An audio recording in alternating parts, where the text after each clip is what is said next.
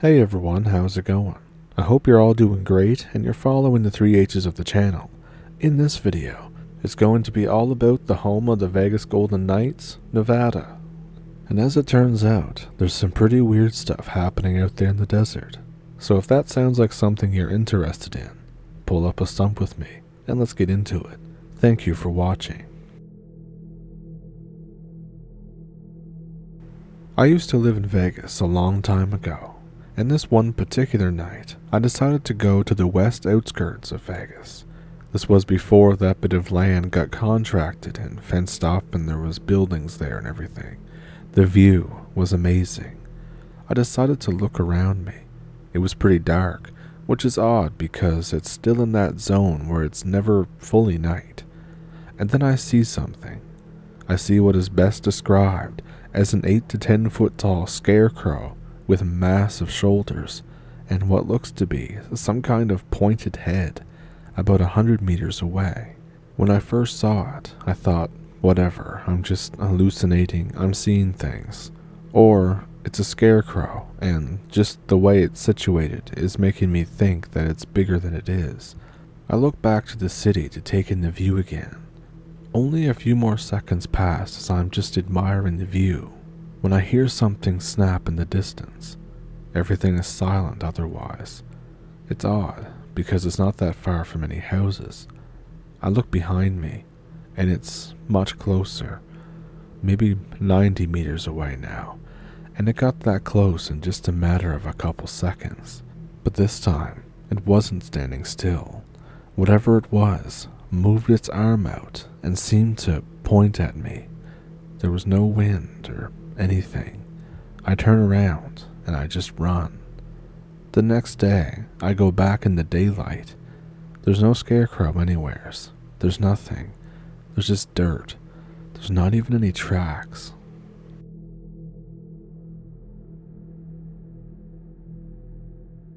When I was 19, I had recently moved into my own place that backs up to some desert hills in Nevada.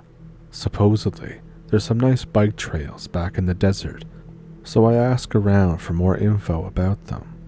Neighbors inform me that it's a nice loop trail, but I should make sure to stay on the path. There was something about the trail bumping up against res land, and then the natives will get very angry if I trespass on their turf. I don't think too much of this, since I just planned to stay on the trail anyways, and I set out on the trail the next day. It's hot, and I forgot water, so I'm dead tired about halfway around the loop. Aside from not seeing any wildlife at all, which I was pretty bummed about, everything was pretty normal. The only weird thing was this really odd, constant humming noise. It's like power lines, but it sounded like it was coming from underground. I make it back and decide to go off the trail the next day, trying to make the loop to the tallest hill. I don't know why I wanted to. I felt like I had to. So I wake up and I pack properly this time before heading out. I hike about 3 miles out to the base of the hill and start my climb. I make it about halfway up the hill and I can't shake the feeling of always being watched. It's not an easy climb. I'm exhausted by the time I get to the top. Right in the center of the peak, there is a strange black slab of obsidian, which is strange because it's the only hunk of obsidian I've ever seen out in this desert. I explore the peak a little bit and find a small cave that goes into the back side of the mountain. The entrance is only about a foot wide and 2 feet tall, and there's freezing air coming out of it. It's perfectly symmetrical, sort of like a rectangle, with the top being just slightly smaller than the base. It looks almost cut into the stone by hand. I stick my head in and the phone flashlight into the cave. It goes straight down, almost like stairs designed to crawl on. I could probably fit in there, but I'm getting all sorts of weird vibes from this hole, so I decide to just head back home. I climb back up to the peak to head back down the other side. I was looking at the pretty view of my neighborhood from atop the hill, I almost didn't notice it. On that slab of obsidian, there's what looks like a hiker's totem, a small stack of rocks, but it was made out of animal bones. Really, it's no more than a pile of bird and snake skulls, but it wasn't there before, and I'm officially creeped out. I look around to make sure that I'm not being watched, but I don't see anything out of the ordinary besides that. I head home. I go to sleep. I hear a thunk, a very loud one. The first thing I saw when I woke up was my clock next to my bed. It was 3:08 in the morning. I'm groggily trying to orient myself when a second impact rattles my window inches from my bed. It sounds like someone just slammed their palm on my window from the outside. I see movement in the corner of the room. I let my eyes adjust, and I realize it's my cat, who is really freaking out. I grab my shotgun out of the closet, load some .00 buckshot, and prepare myself to defend the Alamo. I grab my cat and head to the bathroom, gun pointed at the door. There's no more noise, and I head out at 7 a.m. once the sun is up. I check out my window, and aside from the bushes outside being trampled down, I find nothing interesting. It's happened again 2 or 3 times since then. I still hike that desert all the time. I found countless other of their little totems on that slab, and one time the head of a coyote. I found 2 more caves in different locations, both almost identical to the first. I haven't explored any of them. In fact, every time that I get close to one, my house gets harassed that night. I always feel like I'm being watched now when I'm home or out hiking. I only feel alone when I don't go for a few days. I'm not really sure why it hasn't come and revealed itself or tried to do something yet. I don't really know what else to say, so I'll just get into it. This happened to me when I was living out in the Nevada desert. I'm not going to dox the ones I knew, but I lived in a town pretty far out in the middle of nowhere. I grew up in this town and I had my whole life go by there. While I call it a town, it's kind of closer to a large trailer park. And from my earliest memories here, there have been weird things going on. Lights in the sky, sounds in the night, little men in the shadows. For the first 10 years of my life, I was under the impression that this was all normal, everyday things. From time to time even, you'd hear about somebody losing a family member, only to find them in the desert, driven completely mad by something. It's hard for me to remember the first truly weird thing to happen, but I can remember once, when I was barely older than a toddler. I was out in my backyard. It was a very hot summer day. I was playing in one of those cheap plastic log cabins, you know, the ones where you can pretend it's your own house. I remember looking out of its window, mesmerized by something out in the heat waves. It was a couple of slender figures, slowly making their way toward me. Before they could even get within 50 meters, I was pulled out of the log cabin by the arm. My mom ran with me in her arms into the house, and we sat in the dark, locked in the house, all the way until the next morning. I remember hearing walking on the porch, and I could see figures pass in front of the windows. I remember Mom was very calm about it. It's almost as if she was used to it. These occurrences became common, and I adopted a similar outlook as my mother, to just go inside and let them pass. A few years later, once I was old enough to roam around with other children, I had another close encounter. We were playing on an old playground made of metal and splintering wood. This was on the outskirts of the town. Only in the setting sun could we notice the long shadows of those familiar figures closing in on us. We were all freaked out. We were about to book it out of there, but one of the older kids stopped us. In between smoking a cigarette, I remember him telling us not to worry and just to keep playing. While that wasn't enough to stop everyone from leaving, many of us stayed, including myself. Moving from the desert toward us, there wasn't much to hide behind. While they managed to keep themselves out of sight in general, we all could tell that they were there. At some point, one of them no longer bothered to hide itself. One of them approached right to the foot of the playground.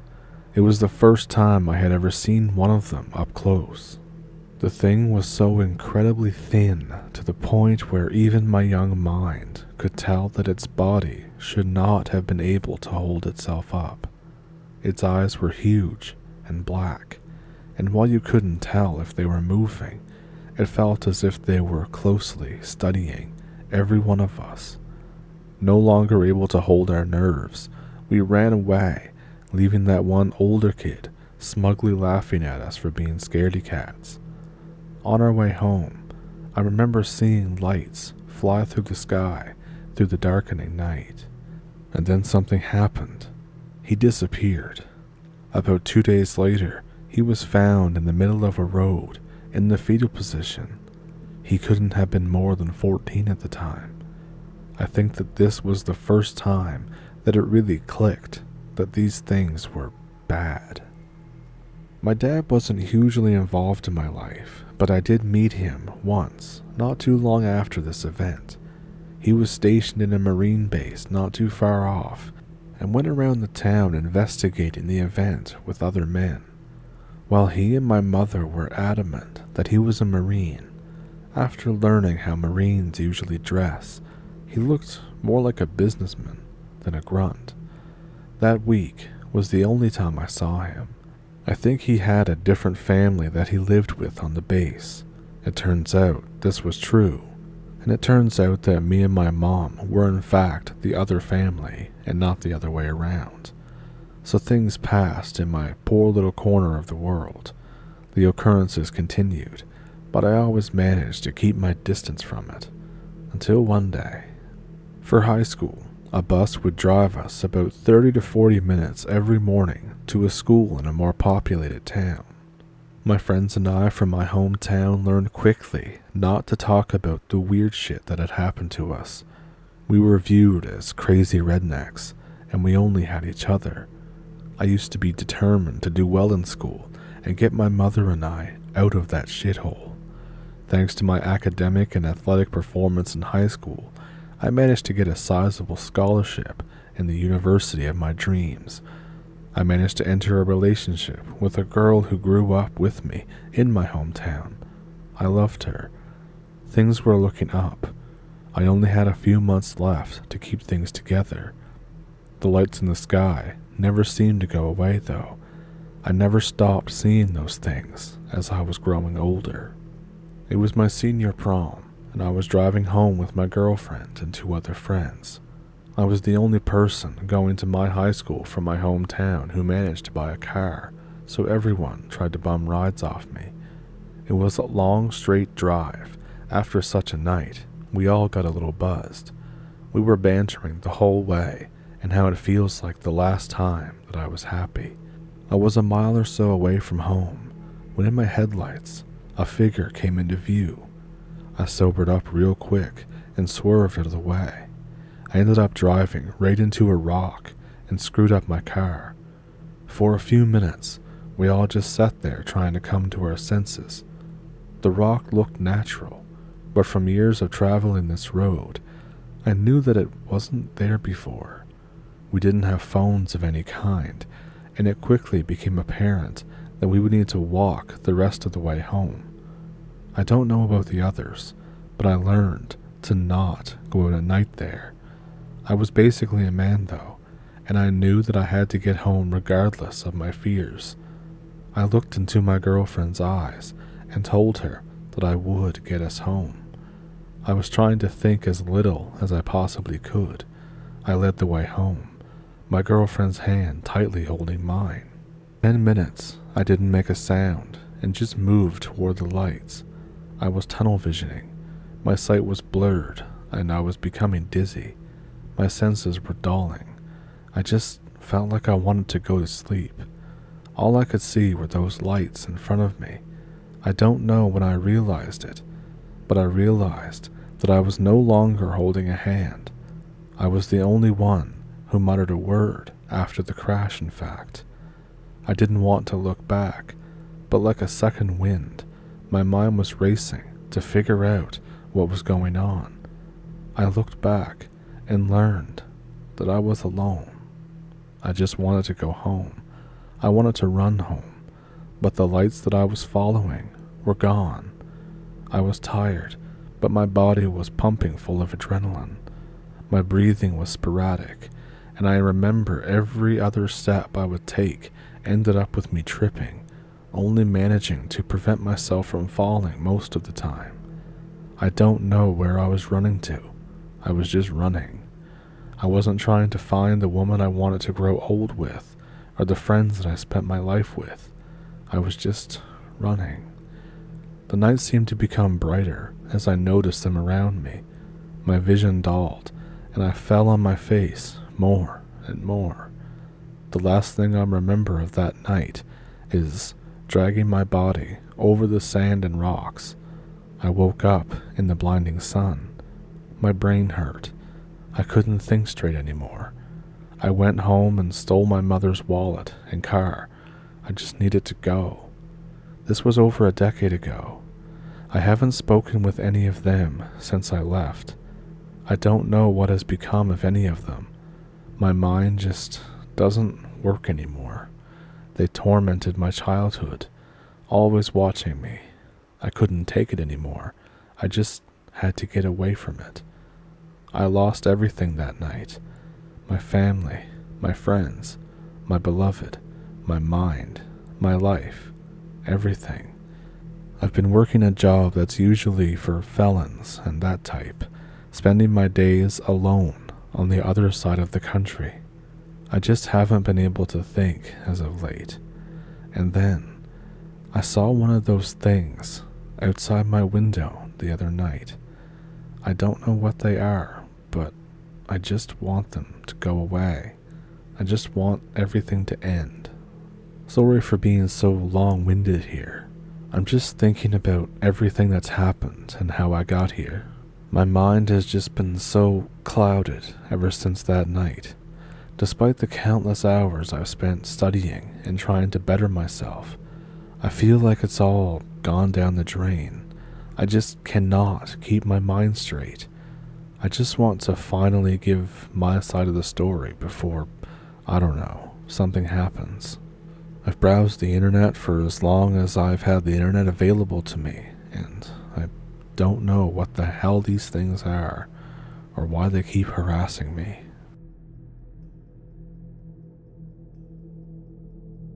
So I thought those encounters were pretty crazy, and I hope you did too.